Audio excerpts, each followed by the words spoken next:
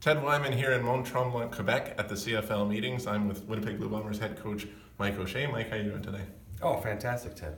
Well, you're here in a very beautiful setting, meeting with all your fellow coaches, GMs, and presidents. I think it's the first experience for coaches being a part of it. How do you like it so far? It's been good. Obviously, it's a great opportunity for us as coaches. Like you said, it's the first time we've sort of been included in these meetings.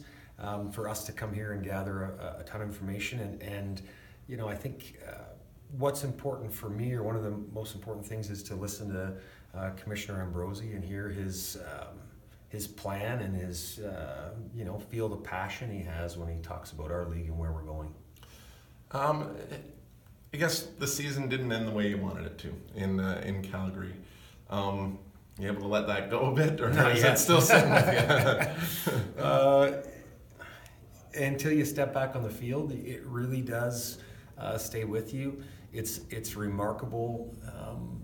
I think one of the first words out of coaches' mouths when we get going with players is thank you.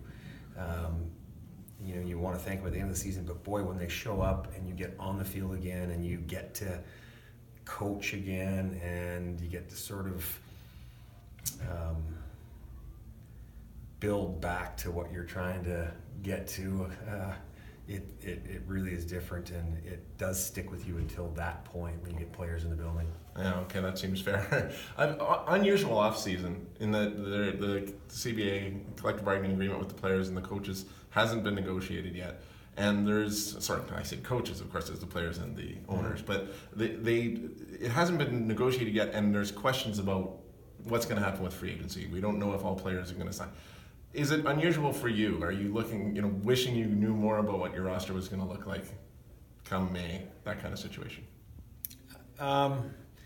No, I don't think it's anything that you're going to lose sleep over. I mean, our roster is going to be what it's going to be, and we're going to do everything we can to obviously put the best team on the field. And there's going to be some changes, as there always is in pro sport.